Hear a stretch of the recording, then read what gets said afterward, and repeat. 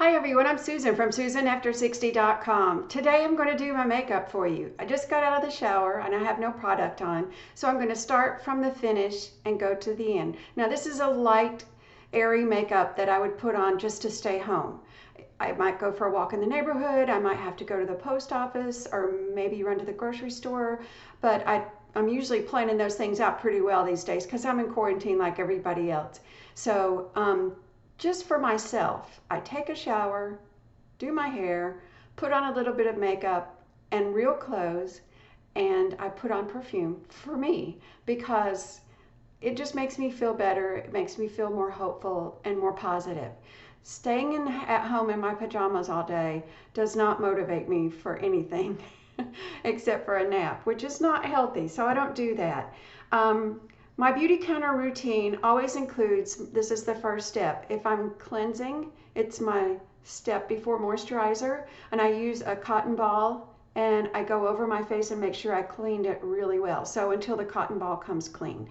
And then afterwards, if I'm putting on my makeup, I start out with this, and I put a little bit in my palm, and then I rub it between my hands and just press it into my skin everywhere. So it's very nourishing and very gentle, and it smells wonderful. And the reason I do this is because it closes your pores and makes your skin smoother, so that whatever else you're going to do to it, it's going to look more supple and healthy and vibrant than putting makeup on dry skin is never attractive. Now the next step is the Tripeptide Radiance Serum. So the serum comes next. I do just a little drop of that, and then that gets patted off over everything. Now the reason I don't rub anything is because when you rub, you're just moving the product around, and you're probably going to make it flake, or not flake, just roll up and come off. And so if you just press it into your skin, it's much more gentle, and you get the product in layers without disrupting it, so that it looks fresh and nice. Now the next thing I do, this is a moisturizing, it's a tinted moisturizer, Dew Skin. That goes on my skin, but I don't do that until after I do my eyes, because you can have this lovely foundation, even though that this is just a tinted moisturizer. It doesn't really give you much coverage at all. It's very subtle. It has a sunscreen in it. That's one of the reasons I start using it in the summer so much. When you do your eye makeup, the shadow, whatever mascara, whatever you do, there's going to be some little fallout. So you don't want to have a perfect face and then have to go back and fix it again. So I skip that step until the very end, and then I can cover up any little mistakes, things that might fall down. So I'm allergic to almost every eyeshadow. I can't put eye products on my eyelids at all. There's like Merle Norman and nothing else works. So I have to be really careful. So this Merle Norman, it's called Brow Sculpting Pencil in gray, and it is one of those self-sharpening things, so you can do your eyebrows and fill in really lightly. I start with the outside, and I just stroke upward on the inside corner of my brows, and I just lightly fill in from underneath.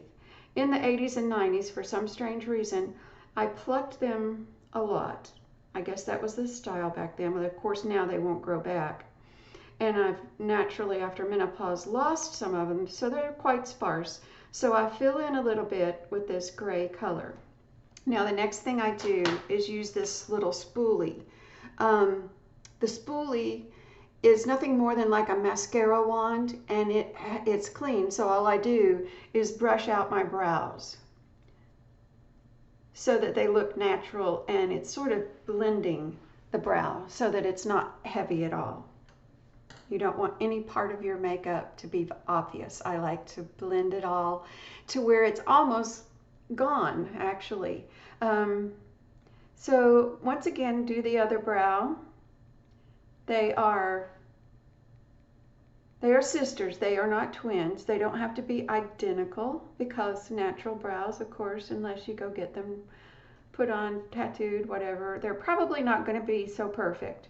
So don't worry about getting them exactly the same shape, you know, whatever. Um, don't be so tough on yourself. So then I always go back, as I say, and brush all that out, blend it really, really well. And I fill in only from the bottom. So the top part is not, I don't do anything up here. It's, that's a freckle. So naturally fill in the brows, and then Meryl Norman again. This color is called Chamois, and it's sort of a yellowish color. And the only place I use this, and I use this little sponge brush, I never use these sponges for any other area, but just lightly in the corner of my eye, where you get old, as we get older, the skin gets thinner and it shows as a shadow. So I neutralize that with just a little bit of this yellowish chamois color of eyeshadow. Now, once I do that, I use a fluffy brush and I just go back and blend it so that you don't have any, there's no trace of line of demarcation. There's no start, no end. It just kind of fades that shadow away. Now, the next thing that I'm going to do is, this is called Color Outline. It is by Beautycounter, and I've used a whole lot of it. It's almost empty. Well, excuse me, it's getting shorter. I always sharpen it before I start using it because I actually put it on my waterline. As we get older, our eyelashes turn up, and that tissue where the waterline is on top gets thicker. So it's, to me, it's like it announces your age no matter what. So I darken that and make the lashes look fuller and darker, and it's a little bit more youthful looking. So I'm going to have to look in the mirror to do this. Once again, I'm using a very light hand, and I'm just touching underneath my eyelashes on the waterline, and then going above just a little bit, not to make a cat eye, but it's like a corner where you stop and go up before you get to the end. And it's just very light hand, nothing drastic. Now, this has a nice sponge so I can blend. So that's what I'm going to do. I'm going to blend gently, just that, so that there's no harsh line. It's just a light little line there. So let's turn the mirror over here and do the same thing on the other side. So it's just into the waterline, not all the way to the corner. Stop before you get there, so that it goes up a little bit, and then a very light dusting of color into the outer edge, but not all the way to the corner, because as you get older, we know this, our eyes start to droop, so you don't want to accentuate that. I always stop before I get to the end and go up a little bit again. So nothing should drag down. No lipstick, no mascara, no eyeliner, none of that. Then another thing that I do is I get a small pointy brush and some gray eyeshadow. Once again, Meryl Norman. And this color is called Storm. I've been using the Meryl Norman Cosmetics eyeshadows and such for many years because they're the only ones I can use. So I stay true to them because I'm afraid to try anything else. I've had such terrible reactions. So what I'm doing is softening that line I did earlier with the Beautycounter line, that eyeliner, so that that is really soft and blended very well.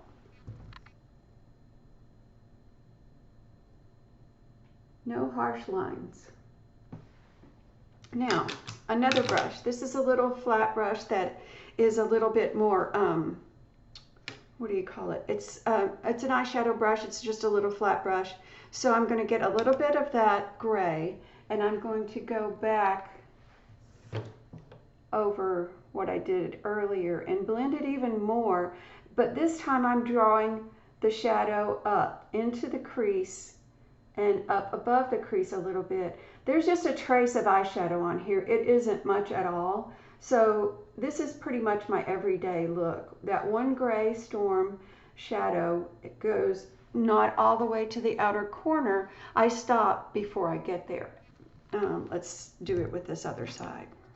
Once again, just a little bit and near the center of the eye. So I'm not going down here because, once again, we're talking about how the eye droops as you get older. And if you continue on, we used to go way out here with our shadow, and it actually accentuates that. So we don't want to drag that eye out down. So once again, I'm going to go with a clean brush that I'm going to just blend everything. So it's very subtle. Now, if I do get too much color on my waterline at the bottom, I take that off with a clean Q-tip. I don't want any darkness at all at the bottom. I want that to stay clean and absolutely no dark color down there at all, because it can look harsh, and especially if you have blue eyes, it doesn't accentuate them anymore. It makes you look tired and harsh. So for me, it just doesn't work. I avoid that at all costs. Now, the next thing I'm going to do is lengthening mascara, and you just rock it into the lashes. Can't do that. I have to do it over here in the mirror, so that you have thick, dark lashes. Now, I always use the thickening because my lashes are long enough, but they're kind of sparse. So I fill in with a mascara to make them a thickening mascara.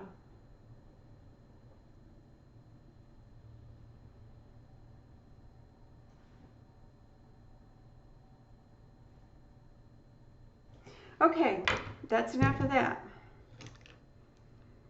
Somewhere around here is the tube. Okay, eyes are done. That's a daytime, lightweight, easy, everyday look that I don't have to think about. I just do it. It takes me about 5 minutes when I'm not talking. Now let's do the Skin Dew. It's called Dew Skin, and it has a little bit of SPF 20, I believe, in it. So it's a moisturizer with a slight tint. It's very, very subtle. So you can see it barely shows up at all as any color. It doesn't change my face. The reason I like this is because I want my skin to show through clean, because when you put on a heavy foundation, it makes your skin all one color, just one. And naturally, your face does not have just one color. It has peaks and valleys and shadows. And once again, I'm not rubbing, I'm just touching my face, patting it on. So this keeps from the product being moved around and displaced and streaking and, you know, unattractive blotchiness that just doesn't work. When I am doing something a little bit more dramatic in the evenings, let's say, Beautycounter has a wonderful eyeliner. I just love this. So what I do when I'm going all out, I will do a little bit more dramatic mascara. So I will take this eyeliner, liquid eyeliner. I'll show you how it looks. It's beautiful. So I will take that little wand and just touch into the base of my eyelashes to fill in any blank spots, and sometimes just to make a nice soft line. But it's underneath and in the eyelashes where they're sparse, so you're filling in and making the lashes look thick and luscious, much more than they are. So the next step is Beautycounter again. This is their, it's called Surf, and it's bronzer. And instead of blush and instead of a lot of eyeshadow, I can use this beautiful bronzer. And I just, oh, where's my mirror? I just go into the cheekbone, not like contouring, but just to warm up my face, to give a glow. You know, like the sun has touched my face a little bit. not much. Then on the bridge of the nose, just at the nose, and then on the other side. Now this is not contouring, it's not blush, it's just a healthy glow where you're adding a little bit of color and it's natural in case like if you'd gone out in the sun. And maybe a bit on your chin. But you can see it's very, very subtle. It's not in your face color at all. Now, what you can do if you want is take the same shadow, bronzer, and go on your brow bone and just touch that a little bit. So, and then blend, blend, blend. Now, the fun part, let's put some lipstick on. This color is called Poppy. Yeah, Poppy. It's beautiful. It's a rosy, soft color of pink that's very subtle.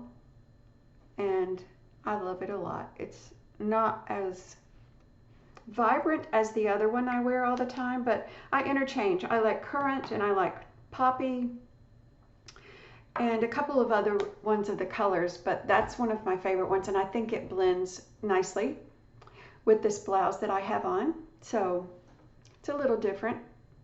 I hope you enjoyed this little tutorial. That's it for makeup for me. Have a great day. Stay safe and well. Thanks for watching. I'm Susan from SusanAfter60.com. Bye.